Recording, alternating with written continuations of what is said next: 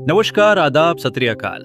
मैं हूं आपका दोस्त और होस्ट कारीगर दोस्त। आप देख रहे हैं कारीगर दोस्त, कारीगरों का सच्चा साथी। कृपया इस चैनल को सब्सक्राइब कर दें और बेल आइकन को जरूर दबाएं।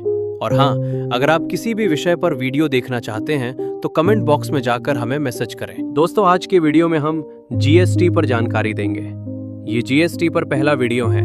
आने वाले सेकंड वीडियो में हम रजिस्ट्रेशन प्रोसेस और अन्य पर बात करेंगे। दोस्तों, हर कारीगर के लिए जीएसटी नंबर हमेशा जरूरी नहीं होता, खासकर अगर आप बहुत छोटे स्तर पर काम कर रहे हैं। लेकिन ध्यान रहे, अगर आप अपना हस्तशिल्प बिजनेस बड़ा, प्रोफेशनल और ग्लोबल बनाना चाहते हैं तो जीएसटी बहुत महत्वपूर्ण हो जाता है। बिना जीएसटी नंबर के आप अपने हस्तशिल्प के बिजनेस को एक्सपैंड नहीं कर सकते। तो देखते हैं आज का वीडियो। नमस्कार। आज के इस विशेष विश्लेषण में एक ऐसे विषय पर चर्चा होगी जो किसी भी हस्तशिल्प या हैंडीक्राफ्ट बिजनेस की पूरी दिशा ही बदल सकता है। आज हम ये समझने की कोशिश करेंगे कि कैसे एक कारीगर का बिजनेस सिर्फ एक लोकल मार्केट की गलियों से निकलकर ग्लोबल स्तर तक पहुंच सकता है। अक्सर देखा जाता है कि कारीगर कितनी शिद्दत और मेहनत से बेहतरीन प्रोडक्ट बनाते हैं, लेकिन सोचने वाली बात है कि क्या वजह है कि कुछ डिजाइन्स पूरी दुनिया में छा जाते हैं और कुछ अपने ही शहर की सीमाओं में सिमट कर रह जाते हैं। तो चलिए सीधे इसी रहस्य की गहराइयों में उतरते हैं। अब ये एक बहुत ही दिलचस्प और महत्वपूर्ण सवाल है जो अक्सर सामने आता है। आखिर कुछ कारीगर अपने बनाए गए प्रोडक्ट्स को विदेशों तक इतनी आसानी से कैसे पहुंचा देते हैं? वो बड़े बड़े अंतर्राष्ट्रीय एग्जीबिशन का हिस्सा बनते हैं, बड़ी कंपनियों से बल्क ऑर्डर उठाते हैं, जबकि उसी स्तर की मेहनत करने वाले कई अन्य कारीगर सिर्फ अपनी लोकल मार्केट के दायरे में ही बंद कर रह जाते हैं। आखिर वो कौन सी अदृश्य रुकावट है जो उन्हें आगे नहीं बढ़ने दे रही है? इसका असली जवाब ना सच में काफी चौंकाने वाला हो सकता है, और वो अहम कड़ी है एक जीएसटी नंबर। जी हाँ, बिल्कुल सही सुना। यही वो सबसे बड़ा मिसिंग लिंक है जो एक छोटे लोकल स्तर के बिजनेस को एक बड़े ग्लोबल एंटरप्राइज से अलग करता है।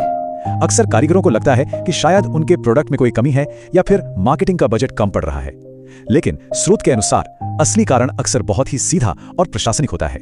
जीएसटी रजिस्ट्रेशन का होना या ना होना। सच कहा जाए तो यह रजिस्ट्रेशन नंबर किसी भी हैंडीक्राफ्ट बिजनेस के लिए आगे बढ़ने की एक जादुई चाबी का काम कर सकता है। तो चलिए सबसे पहले इस बेसिक सवाल पर आते हैं कि आखिर ये जीएसटी है क्या, जो सिर्फ एक टैक्स से कहीं बढ़कर है। आसान शब्दों में कहें तो जीएसटी का मतलब है गुड्स एंड सर्विसेज टैक्स। इसे अगर एक लाइन में समझना हो तो ये भारत सरकार द्वारा लागू किया गया एक एकीकृत टैक्स सिस्टम है। इसका सबसे कमाल का फायदा ये है कि ये पूरे देश में एक समान रूप से लागू होता है। मतलब अलग अलग राज्यों के पेचीदा टैक्स के झंझटों से पूरी तरह आजादी। ये पूरे भारत को मानो एक सिंगल मार्केट में बदल देता है। इसलिए इससे घबराने की बिल्कुल जरूरत नहीं है, बल्कि ये तो व्यापार को आसान बनाने वाली एक बेहद व्यवस्थित और पारदर्शी प्रणाली है।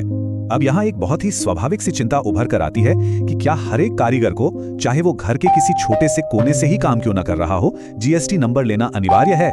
ये एक बहुत ही वाजिब डर है जो अक्सर सरकारी नियमों का नाम सुनते ही छोटे स्तर के क्रिएटर्स को परेशान करने लगता है। क्या सच में सरकार ने इसे सभी के लिए जबरदस्ती लागू कर दिया है? चलिए स्थिति को साफ करते हैं। स्थिति का असली नियम बिल्कुल स्पष्ट है।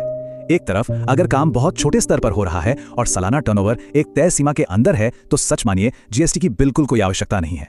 हर एक छोटे कारीगर के लिए यह बिल्कुल भी अनिवार्य नहीं है।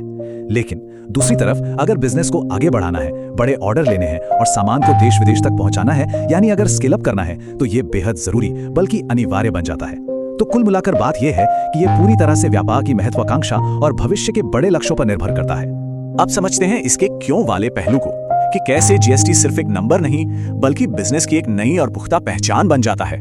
इसके कुछ ऐसे बेहतरीन फायदे हैं जो गेम चेंजर साबित हो सकते हैं। सबसे पहला, ये एक प्रोफेशनल बिजनेस पहचान देता है। जीएसटी नंबर जुड़ते ही काम को एक प्रॉपर मान्यता प्राप्त बिजनेस के रूप में देखा जाने लगता है। दूसरा, जो कि आज के इस डिजिटल दौर में सबसे अहम है, online selling. Amazon, Flipkart, Meesho या फिर अंतर्राष्ट्रीय स्तर पर एटसी जैसे प्लेटफॉर्म्स पर अपने क्राफ्ट्स बेचने के लिए ये अक्सर एक अनिवार्य शर्त होती है। इसके बिना ई कॉमर्स की दुनिया में कदम रखना लगभग नामुमकिन है। और तीसरा बड़ा फायदा, बड़ी कंपनियां और सरकारी विभाग हमेशा उन्हीं कारीगरों को थोक या बल्क ऑर्डर देना पसंद करते हैं जिनके पास एक वैध जीएसटी नंबर होता है। ये नंबर विश्वसनीयता का एक पक्का सबूत है।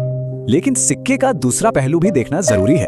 आइए बात करते हैं पीछे छूट जाने के नुकसान की, यानी बिना जीएसटी नंबर के बिजनेस चलाने की क्या कीमत चुकानी पड़ती है।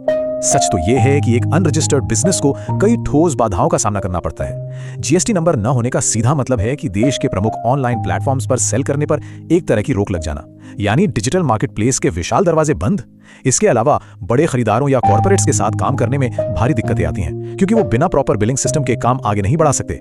और सबसे बड़ा नुकसान, एक्सपोर्ट यानी निर्यात के अवसर लगभग खत्म हो जाते हैं। नतीजा ये होता है कि एक शानदार कला सिर्फ लोकल मार्केट की सीमाओं में कैद होकर रह जाती है और वैश्विक स्तर पर चमकने की उसकी पूरी क्षमता का गला घुट जाता है।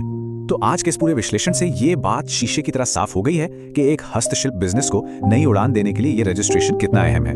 लेकिन अब जो सबसे बड़ा और प्रैक्टिकल सवाल सामने खड़ा होता है वो ये कि आखिर ये नंबर प्राप्त कैसे किया जाता है, कागजी कार्रवाई क्या है, यानी किन किन डॉक्यूमेंट्स की जरूरत पड़ेगी, और सबसे खास बात, कारीगरों के लिए सरकार द्वारा इसमें और क्या क्या विशेष लाभ या छूट छिपी हैं। ये वो सवाल हैं जो इस दिशा में पहला कदम उठाने की नींव रखते हैं। इन सभी सवालों के सटीक और व्यवहारिक जवाब अगली प्रस्तुति में गहराई से तलाशे जाएंगे।